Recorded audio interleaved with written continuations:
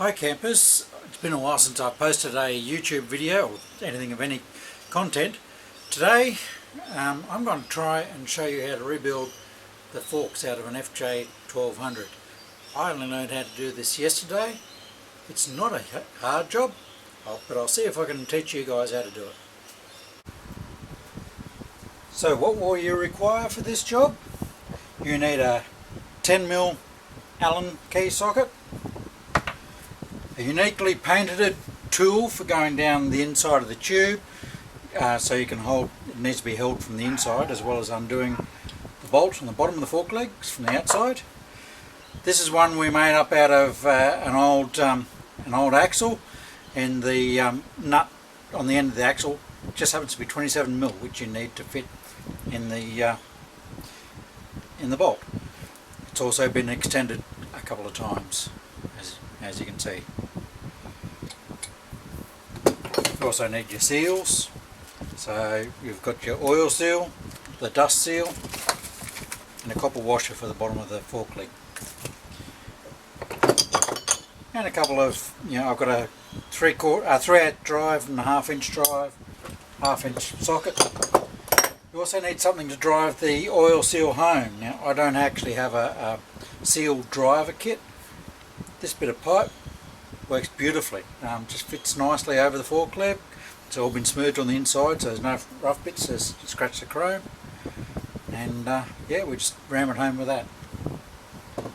You'll also need something to pour the old oil into. Alright, let's get on with it.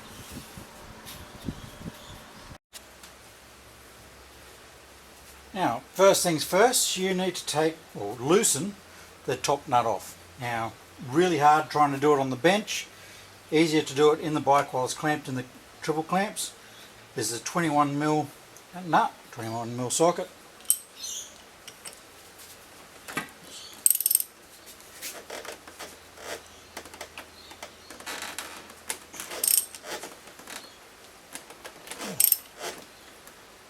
Obviously my triple clamp's not done up tightly enough, it's still spinning.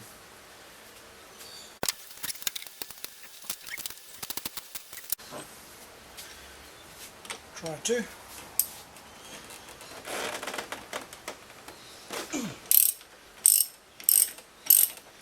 That's got him now. It's got about probably about 15mm of thread on there, really fine thread.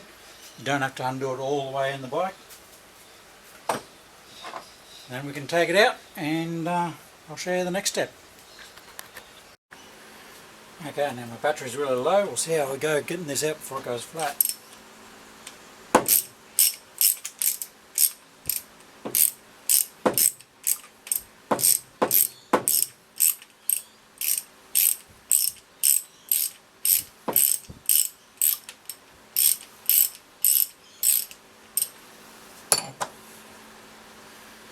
Now there will be a little bit of spring pressure on this when you take it off, so be careful.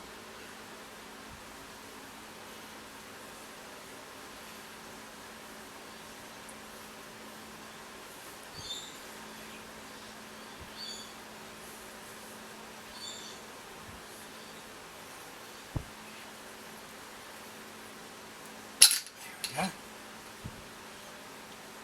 There's the end cap.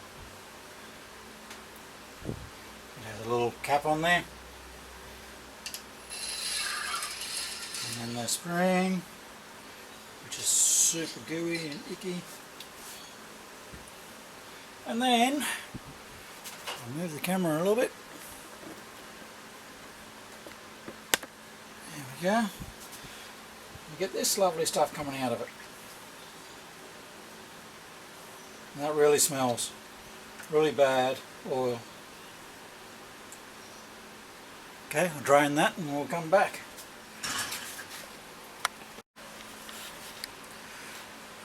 Alright, so now you can see I've got my fork in the vise. I'm going to take the rubber dust seal off.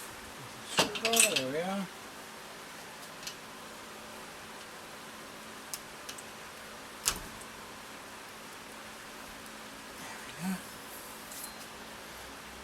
Well and truly stuffed. See if I can get a decent photo. Can't really see that. She's well and truly knackered, that one. Heap of gunk in around there, which we'll get to later. Now, this is where your handy dandy little tool comes in.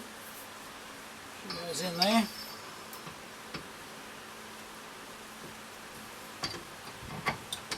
Like that. No, I've only got a couple of inches sticking out there. Ratchet. Now I've already put my Allen key socket in this far end, so I've only got to put this on here, and it's only got to hold it. It doesn't do too much more than that.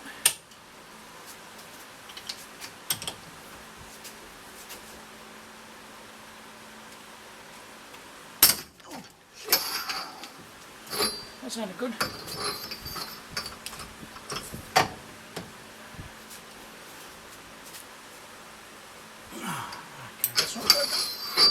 Alright, plan B. We go to the rattle gun. See if I can get it undone. Alright, so we're going to the rattle gun because I couldn't undo it by hand. We'll see how it goes. This didn't work for me the other day. I've got my tool in there and come in from the other end.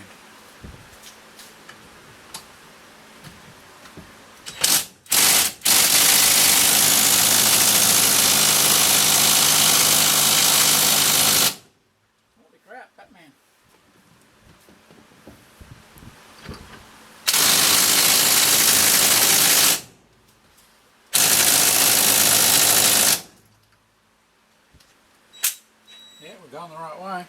She is tight. Very tight.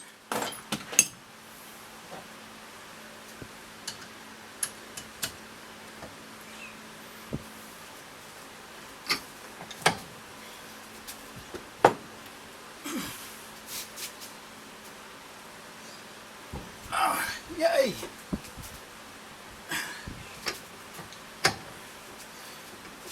Nice movement.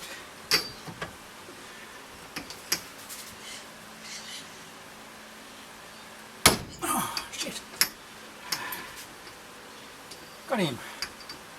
Crowd goes wild.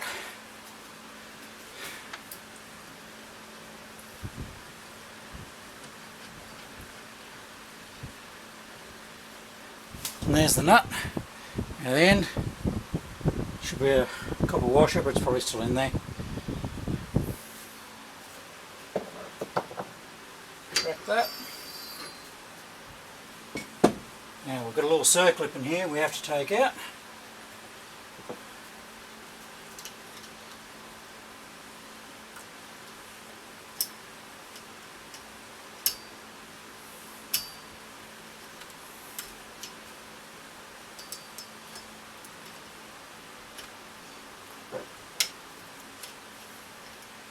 As I said, she's a bit icky in here. There's our circlip, which should probably be replaced, but I don't have a replacement one right now. I'll order one down the track. There we go.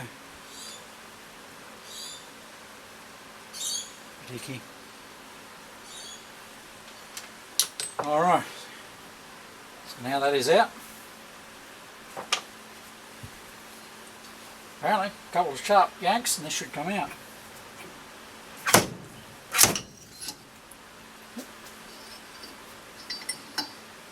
Take that out. That's the dampening rod. Got a spring, nylon washer on there.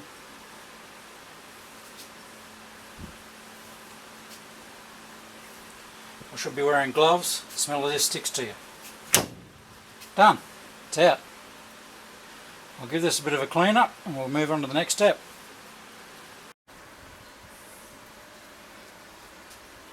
Rightio, I've cleaned all the bits up here now. Cleaned all this off, taken the bushings off.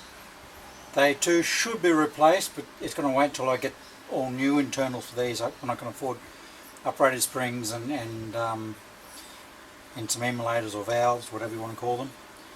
Now, a little trick shown to me by my neighbour when he helped me with my other one yesterday and taught me how it was done. Let's get some Glad Wrap. Put it around the end where the bushes go. And the reason being that when you go to put the oil seal on, don't put it on from the top because it could be pitted and a few rust spots and that sort of thing, which will cut up your oil seal. So put it on from the bottom, and the cling wrap hides, if you will, the sharp edges for where the bushes go. So you wrap it round 5 or 6 times. Give it one wrap. Yeah, we all know how much we love cling wrap.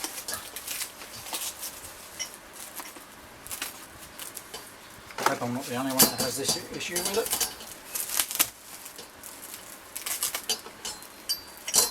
So just so you can't feel that sharp edge there.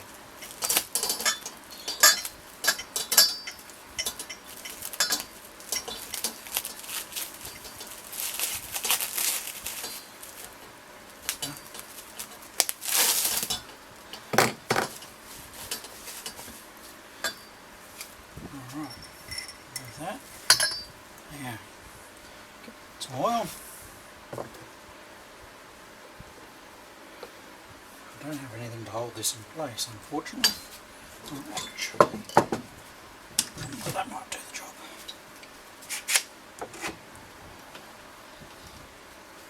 Move the camera a little bit so we can see what we're doing.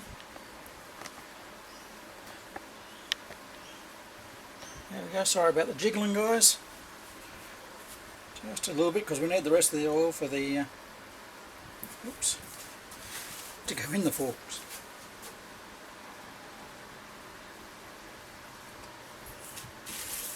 So lube her up.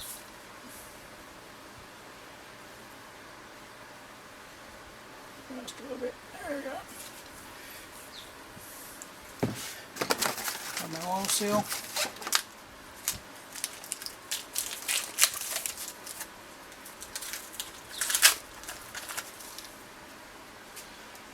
Make sure it's oiled up as well. Get some oil off that.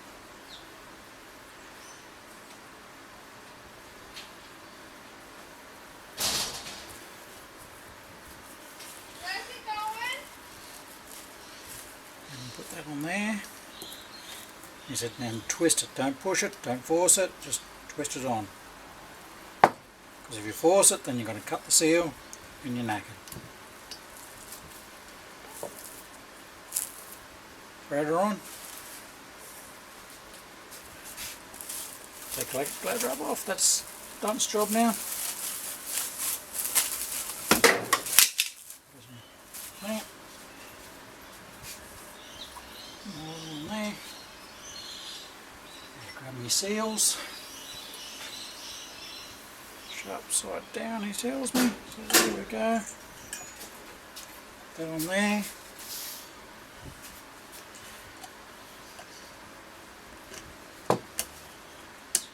Done. Alright, that's that part done. Now we can put it back in the fork tube after I clean my hands. Alright, another important bit to do is making sure this in here is clean. This bike's obviously had a bit of moisture sitting in there for quite some time. There's a bit of rust from the clip. Give that a good clean out.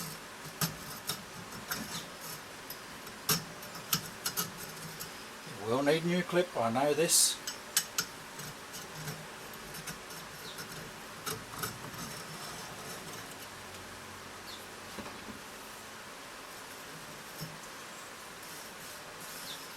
Give that a really good clean out.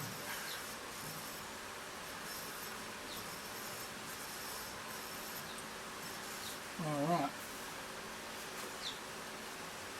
We zoom out here a bit, so look, wrong way. Now we get all our bits and put them all back in.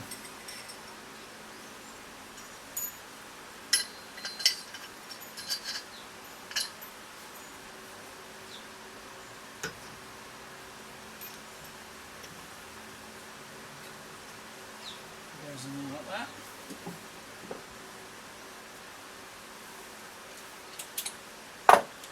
Push this in.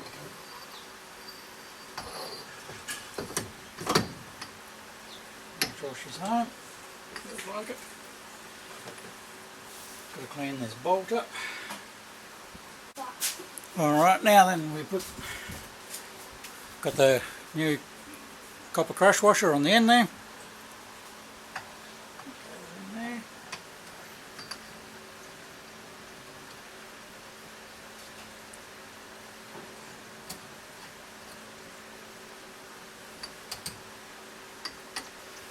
Alright, we'll tighten this sucker up now.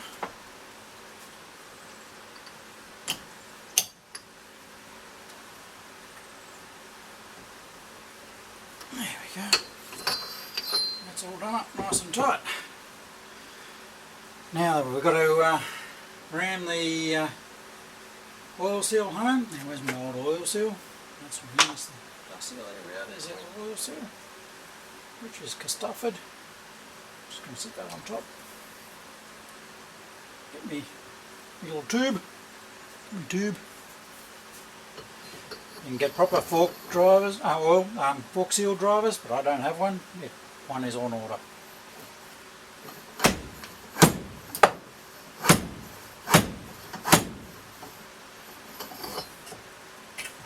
There you go, the other one comes out. There you go, done, just like that. And that is home beautifully. Get me a clip. Back in there.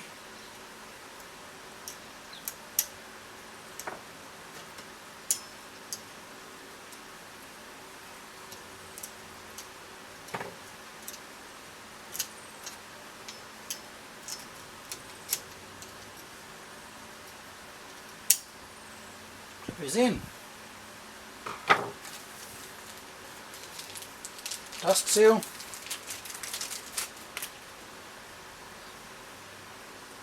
Oil, put on that.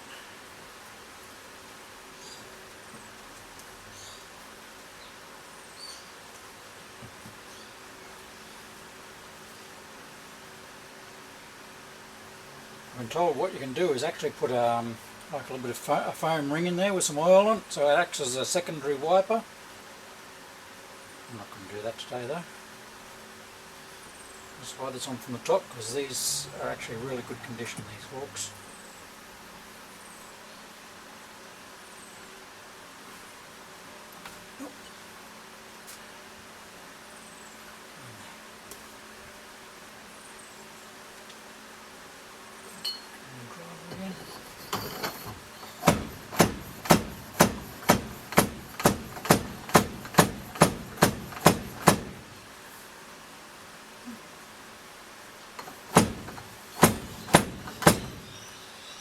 Doesn't want to go that last little bit. Oh. There we go. Got him. Got him, crowd goes wild. Alright. We're getting there.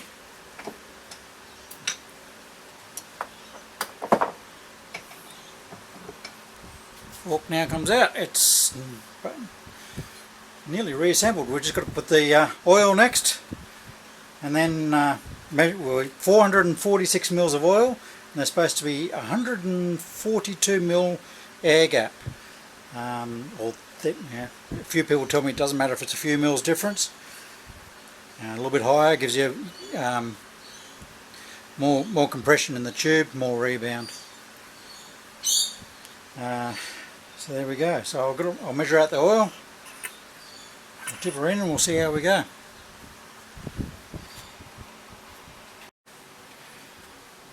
Alrighty, got my oil measured out in my sacrificial measuring jug. And then we pour her in. So where are we?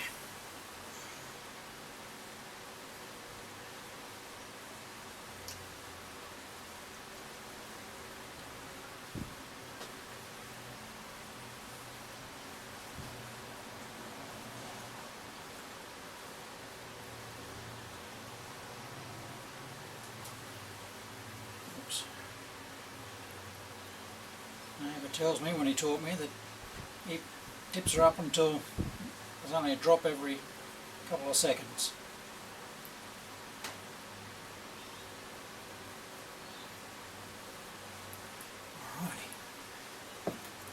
also told they're supposed to give her a few pumps up and down, get the air out.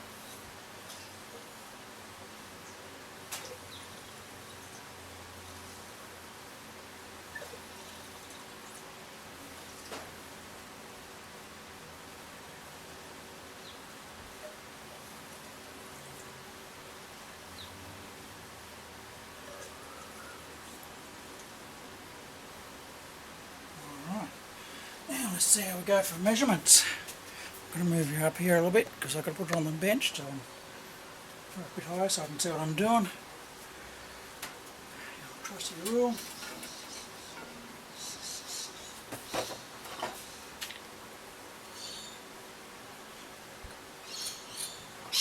Can't really see there.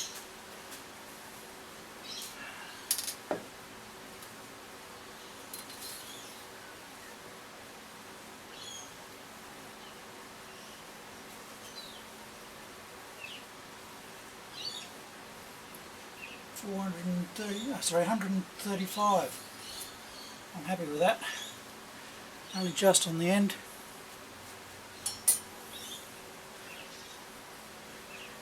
Wipe off.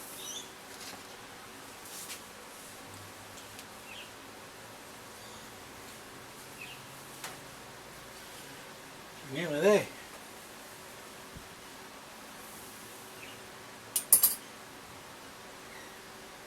Spring.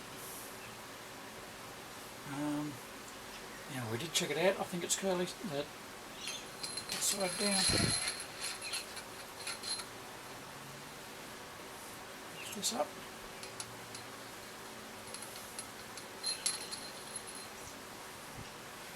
Right. And there's my little button. Goes in there like that. That's set to full preload. Turn that back a little bit just to make it easier. Stay.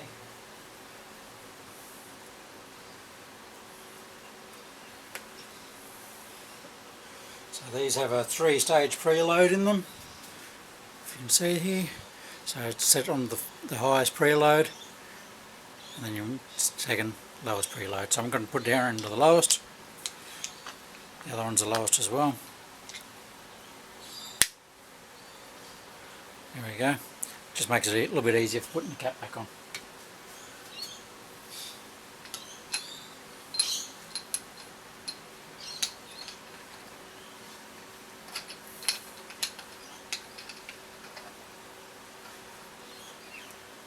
Being careful not to cross thread it, because if you do, you're stuffed.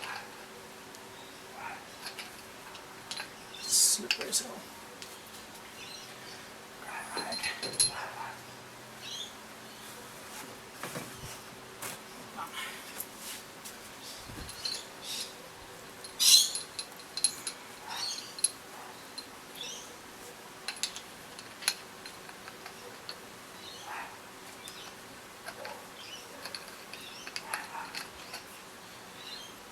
See me struggling there. Obviously easier if you've got 2 people. Once you get to start, you're alright.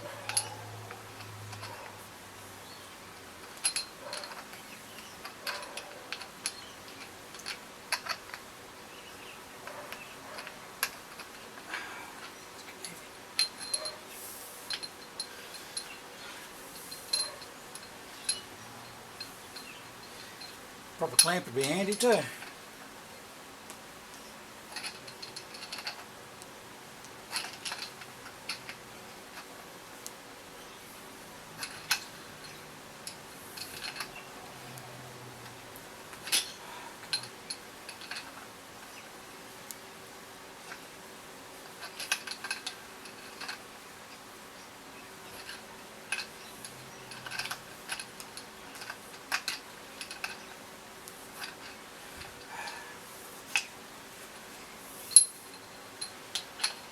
Can't hold it by the bottom, can't put it on the ground because it'll shoot oil up everywhere.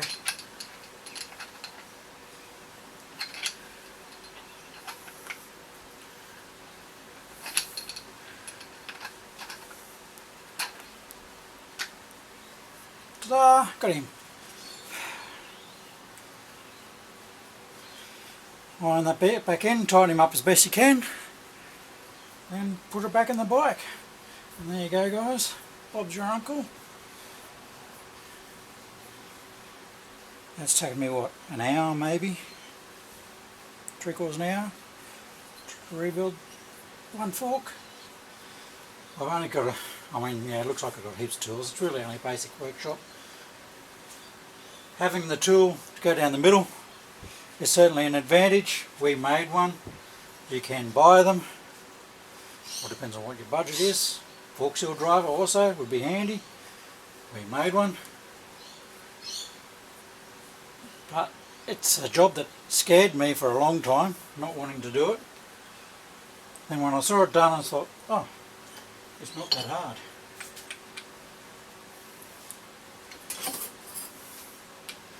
Having a clean workspace helps. Ratchet set the right way.